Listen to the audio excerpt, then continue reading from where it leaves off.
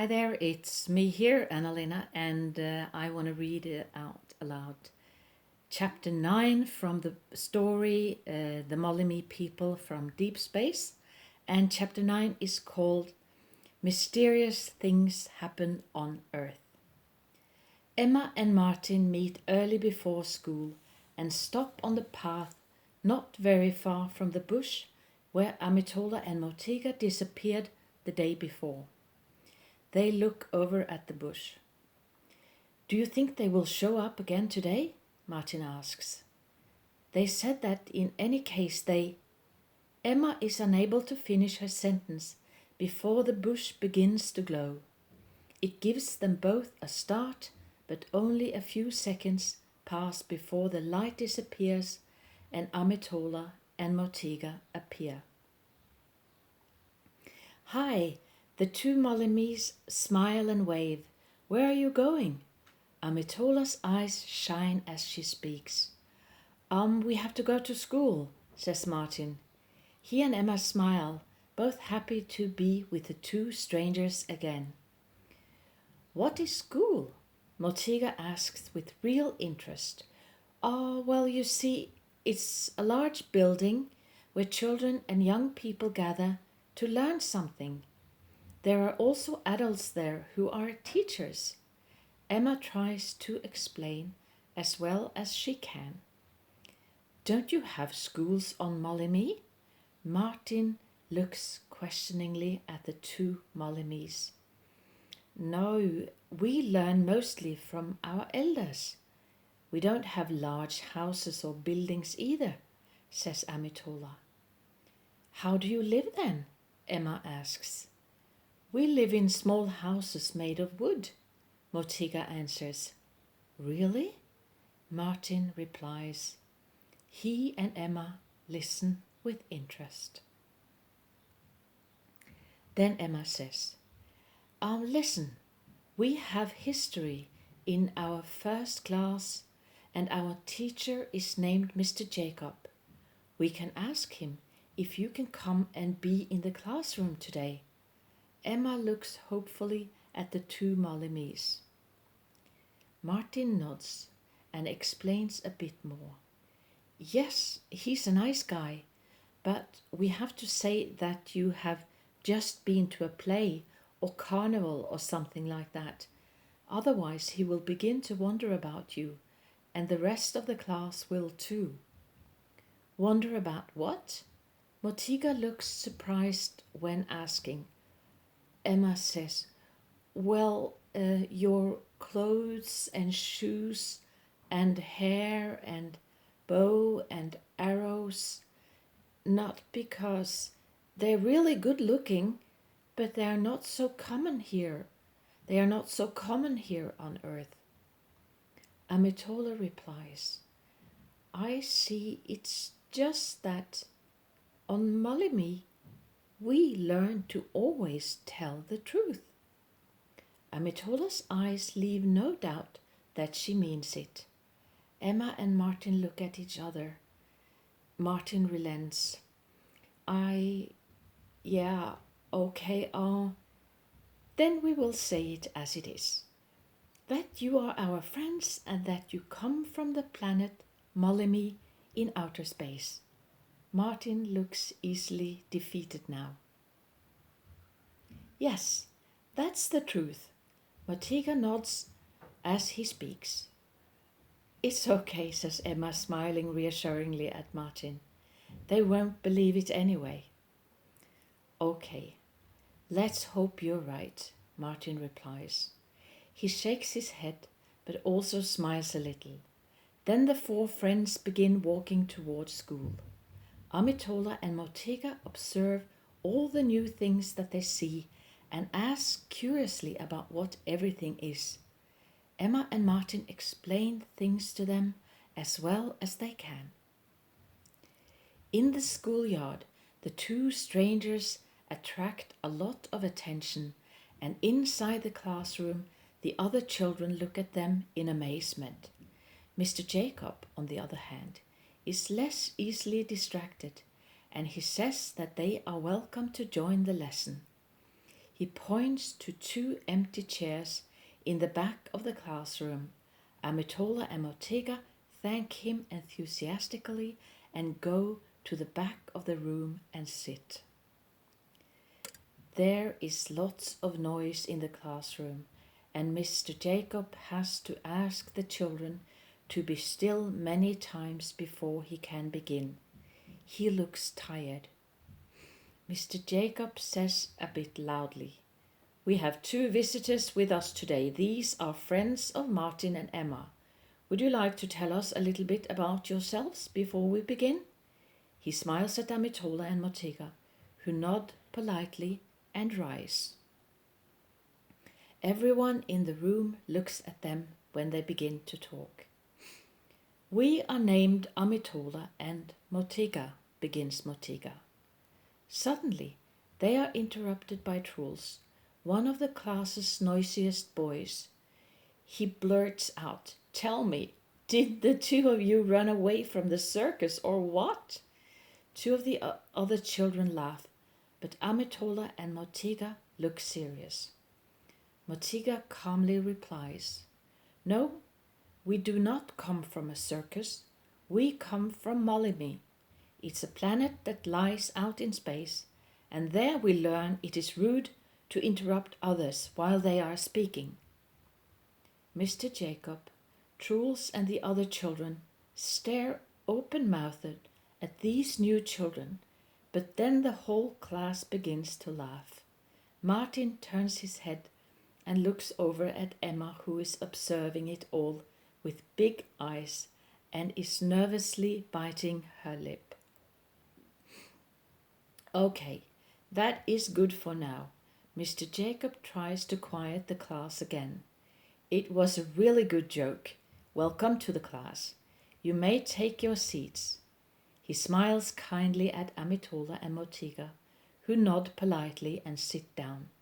Then he takes out a history book from the box he has brought with him. Mr. Jacob explains, "On page 45 in your books, there is a drawing of a teepee.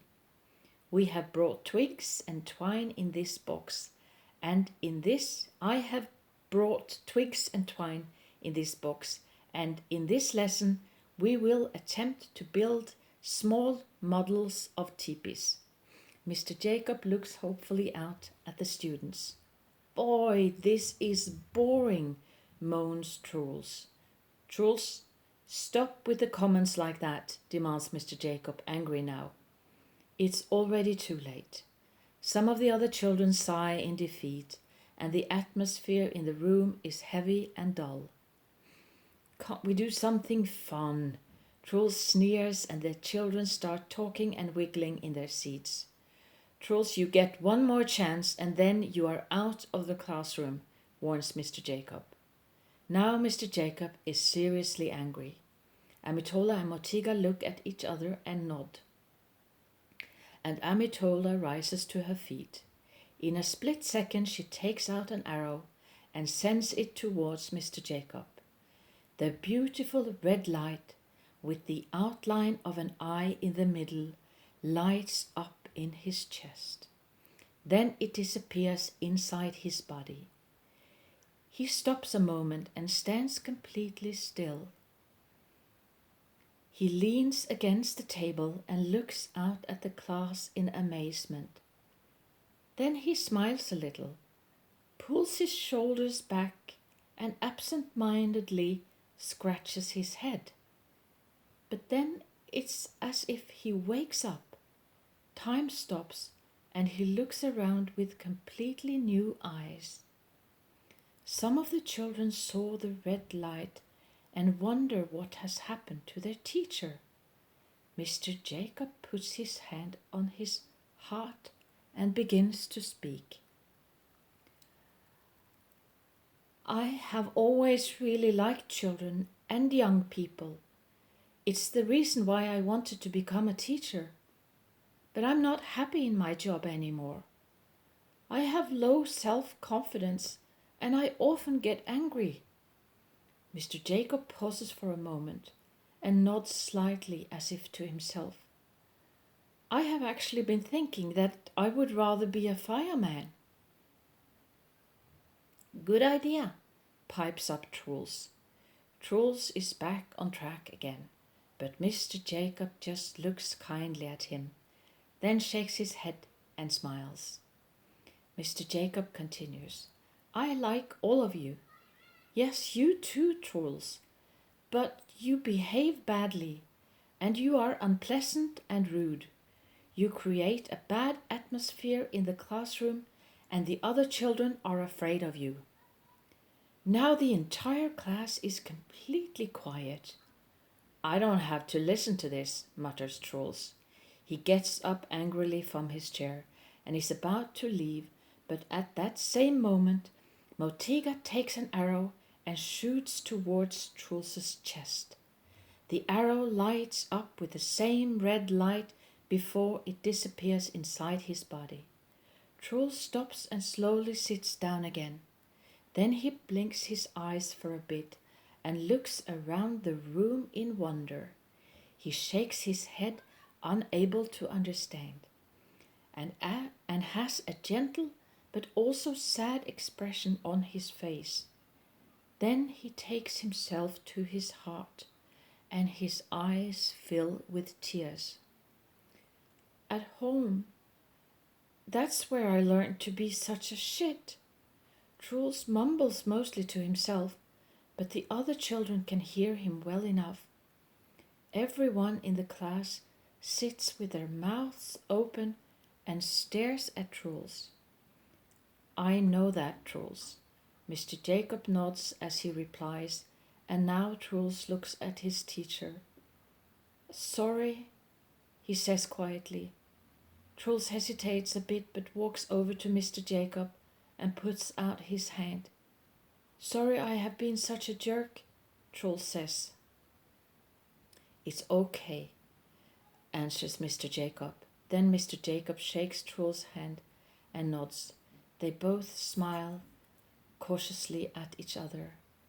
I don't understand it, Truls says as he looks out over the class. He has tears in his eyes and keeps one hand on his heart. He says softly, It's as if I can feel my heart.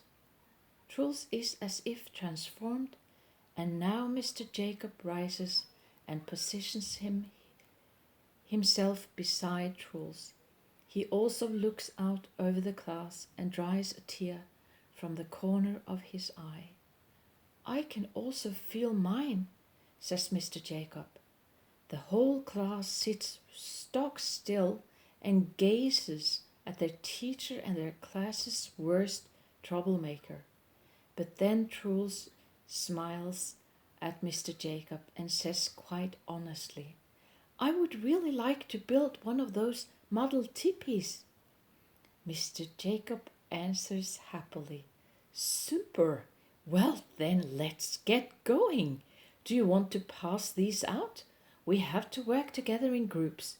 Mr. Jacob gives the box to Truls, who begins to pass out the twigs and twine to the astonished classmates. But when they understand that Truls really has changed, they get going on the task.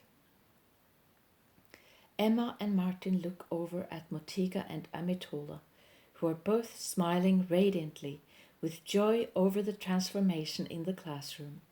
They hurry to gather the 2 arrows up from the floor and sit down again. When the lesson is over, the 4 of them have made an incredibly precise model of a teepee. It is so well done that Mr. Jacob shows it to the others in the class. Everyone wonders how they did it. For the rest of the day, Amitola and Motega get permission to come along to all the other lessons, and mysterious things continue to happen. The Spanish teacher begins to tell jokes backwards, which the class gets to translate for their assignment. In gym class, they have to cover their eyes while they play tag. In English, they get a lesson on how to make long, mysterious sentences which no one has ever heard before. And in math, all the students have to guess which number the teacher is thinking about. In the course of the day, the atmosphere in grade 6 has completely changed, and by the end of the day, Amitola and Motega are getting a lot of attention. More and more of the children think that there is something very different about these two, and when the school day is over, everyone comes to say goodbye to them. Amitola and Motega bow and smile politely to all of them before they walk out together with Emma and Martin. On the way home from school, they greet a happy Christian who has begun to work as a school crossing guard and takes care that the smallest children cross safely over the road. He waves and smiles at them. In the park, Emma asks the two Mollimis if they want to go home with her. Emma explains, "If my mother asks, then we will just tell her the truth, that you come from the planet Mollimi in outer space." Emma smiles at the thought, and so does Martin. The Mollimis answer together, "Thank you so very much." Amitola adds, "We would gladly come home with you." Then they all walk in the direction of Emma's house, and a mutual learning process begins, where the Earthlings and the Mollimis pose questions to the other about their various lifestyles. "Oh, those arrows!" Martin hesitates a little and looks uncertainly at the arrows that they have on their backs. "How exactly are they made?" Motega answers, "These are something we have received from Ahanu and Aquene. They are two of our elders on Mollimi. They are smart and wise, and they help us with our mission here on Earth. The arrows are a gift from the fountain in their house." "The fountain?" asks Emma. She and Martin looks curious. Amitola explains, "Yes, it's usually filled with water, and Aquene has some seeds that she sprinkles into the water. The fountain can also show us what is happening in outer space, and it made these arrows before we traveled to Earth. We have also seen you in the fountain before we came here." The Mollimis both look at Emma. "What? You saw me?" asks Emma, now really surprised. "Yes, we knew that we came here to meet you," says Amitola. "But how is that even possible?" asks Martin. "It's just the way it is," shrugs Motega. He and Amitola do not think that it is anything mysterious, but Emma and Martin have a hard time understanding it. When they arrive at Emma's, Birgitta is sitting at the living room table and is organizing her papers, while Victor is playing with Angel. "Hi." Birgitta sounds somewhat amazed when she greets Amitola and Motega. "Hi, Mom. I have brought home two new friends today. This is Motega and this is Amitola." Emma introduces the two Mollimis who bow politely. "Oh, have you been to a costume party?" Victor looks very impressed.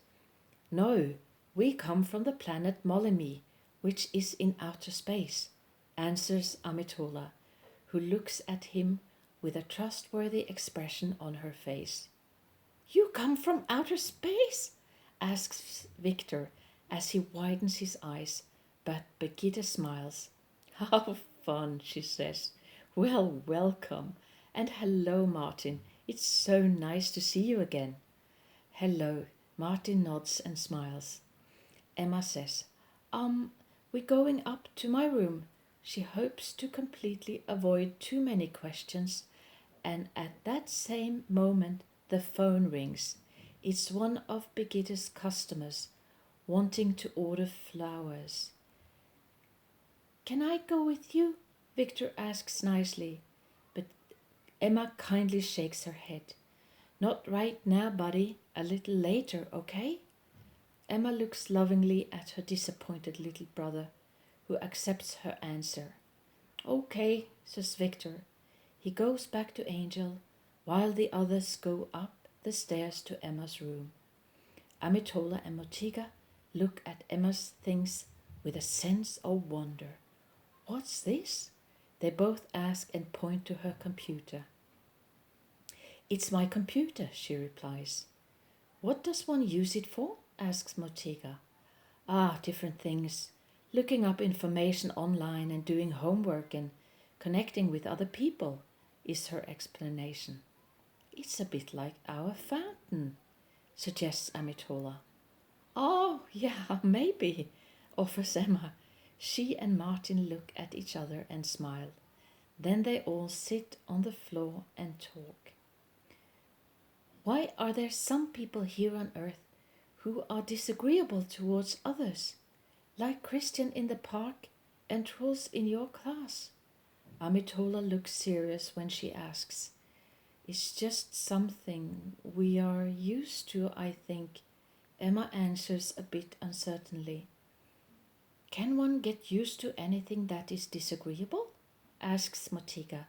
He and Amitola look questioningly at Emma. Well, not exactly, but isn't there anyone who is disagreeable towards others on Mollimi? She replies. No. Motega and Amitola answer together and shake their heads in disbelief. It's a little bit hard to explain, Martin puts in. There are a few people who have experienced something bad from others themselves. Then they become that way. Martin thinks it is difficult to explain. Like Truls, who told us about his family? Suggests Amitola. Yeah, like him, Emma says and nods. Now Birgitte knocks on the door and sticks her head in the room and says, I have just gotten a last-minute order and am popping out to the shop. I will be back soon. Emma, could you please... Could you please keep an eye on Victor while I'm gone? Birgitte looks stressed. Yes, I will, Emma nods in reply. Thank you, honey. Birgitte smiles tiredly before she closes the door. Is your mother well? Amitola and Motega look at Emma. Yeah, maybe, but she works too much and is stressed, explains Emma. Again the Mollimis speak at the same time. Stressed? Emma replies, yes, she's almost always too busy. Emma and Martin look questioningly at Amitola and Motega. Isn't there anyone who is stressed on Mollimi? No, say both Amitola and Motega and shake their heads again. My mother is also sorry because she and my dad are getting divorced, adds Emma. What does that mean? Motega's question is completely innocent, and Emma and Martin really wonder about the two Mollimis again. Emma says, it's when two people decide that they can no longer live together. Emma's eyes become blank and she looks down. The others become quiet for a moment. Then Victor sticks his head in the door and asks whether they want to play Ludo. He smiles hopefully and they go with him into the living room and take out the game. Amitola and Motega have not tried it before, and it pleasantly amuses them. When they are finished, they go to Angel and pet her.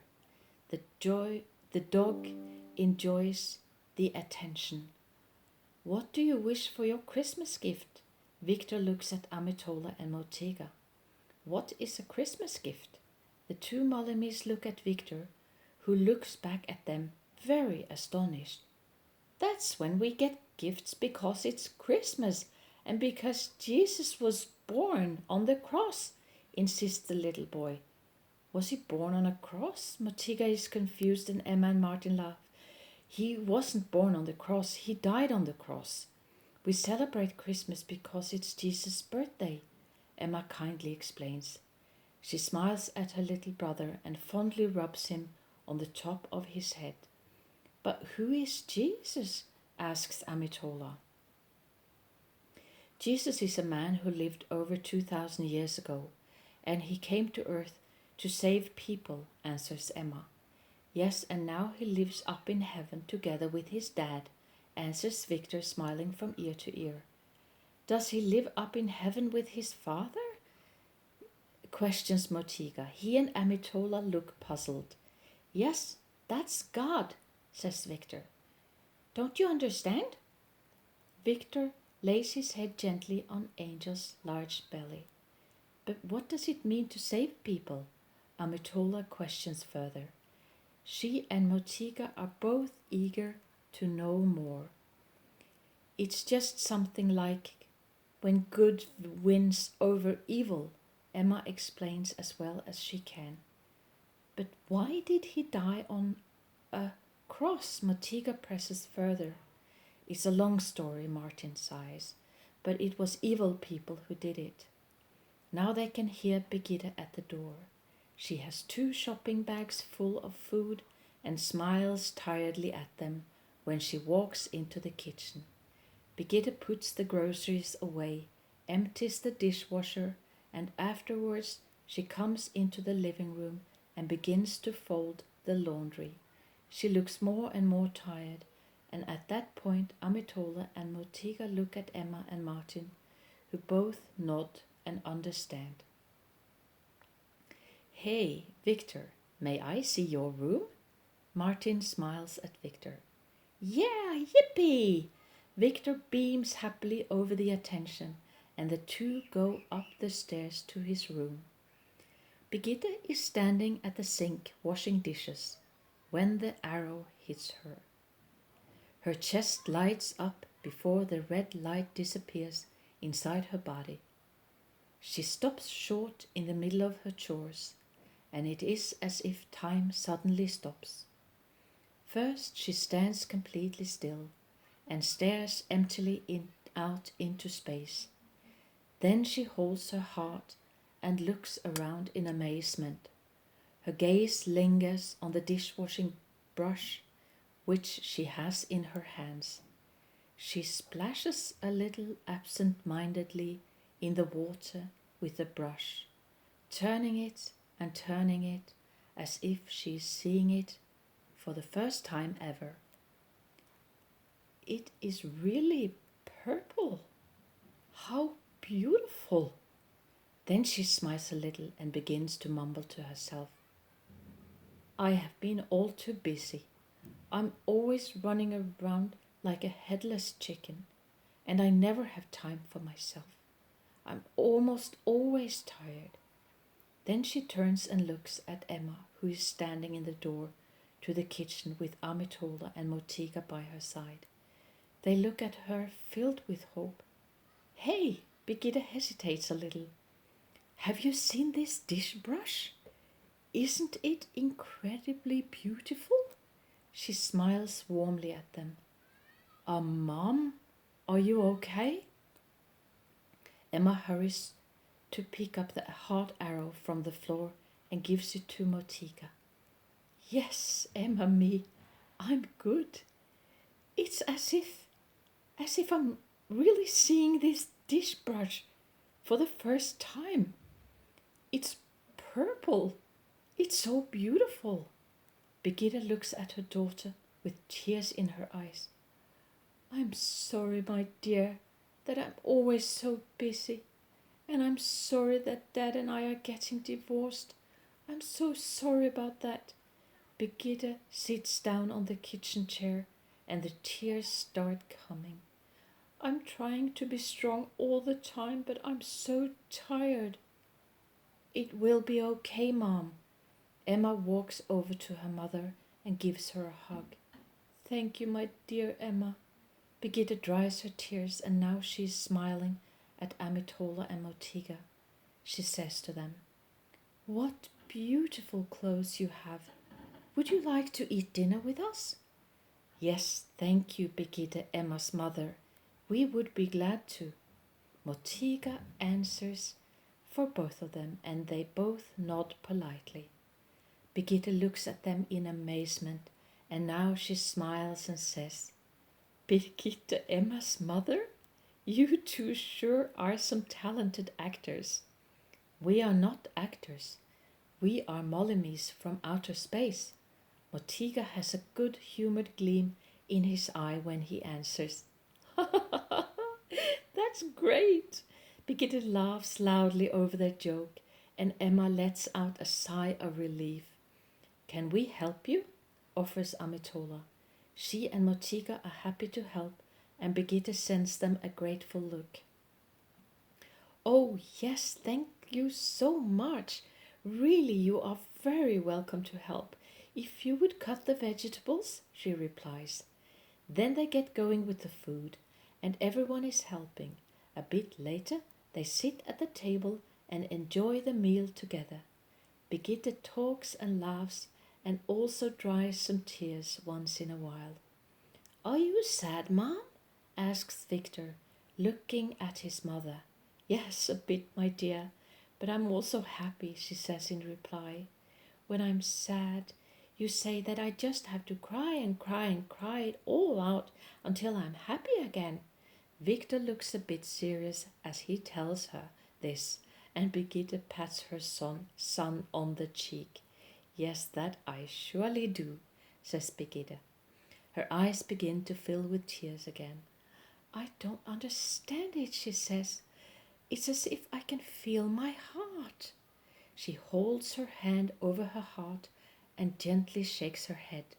Emma and Martin look at Amitola and Motega, and they smile at each other. Birgitte asks, do you go to some kind of acting class together? Is it maybe something for you too, Emma? Birgitte looks at each of the two youths around the table. We do not go to acting class. We come from Mollimi. It's a planet in outer space. Motega answers politely, but Birgitte just laughs. What fantastic talent you have! She sends them a beaming smile. Victor looks somewhat skeptical and asks, but how did you come down to Earth when you don't have wings? We have some medallions, which make it so that we can travel in time and space, explains Amitola. She and Motega look kindly at Victor, but Birgitte just laughs even more, and soon they are all laughing together. When they are finished eating, Amitola and Motega rise from their seats and bow politely. It is time that we go home now, but first we want to help you clean up the table, says Motega. What nice young people you are. Thank you, answers Birgitte. She's delighted over their helpfulness. I have to say hello to my dad, Victor explains as he runs out into the living room and turns on the television